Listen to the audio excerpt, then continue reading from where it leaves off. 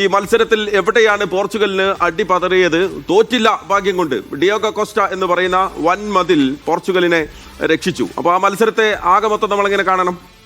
മഹേഷ്, തീർച്ചയായിട്ടും പോർച്ചുഗലിന്റെ മത്സരം ഇന്ന് ഏകപക്ഷീയമായ ഒരു മത്സരമായിരുന്നില്ല പോർച്ചുഗൽ പ്രതീക്ഷിച്ചിരുന്നത്.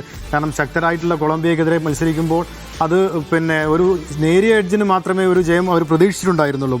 പക്ഷേ മത്സരം തുടങ്ങിയപ്പോൾ അത് പൂർണ്ണമായിട്ടും അത് കൈവിട്ട ഒരവസ്ഥയിലായിരുന്നു പോർച്ചുഗലിനെ സംബന്ധിച്ച്.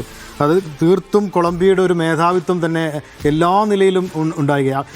ഇത് എടുത്തു പറയേണ്ടത് പോർച്ചുഗലിൻ്റെ ഗോൾ കീപ്പറുടെ ഒരു മിടുക്ക് എന്ന്, ഡിയോഗോ കോസ്റ്റയുടെ ഒരു മിടുക്ക് എന്ന് തന്നെ പറയേണ്ടി വരും. ഏകദേശം 6 ഓൺ ടാർഗറ്റ് ഷോട്ടുകളാണ് കോസ്റ്റ തട്ടിയകറ്റിയത്.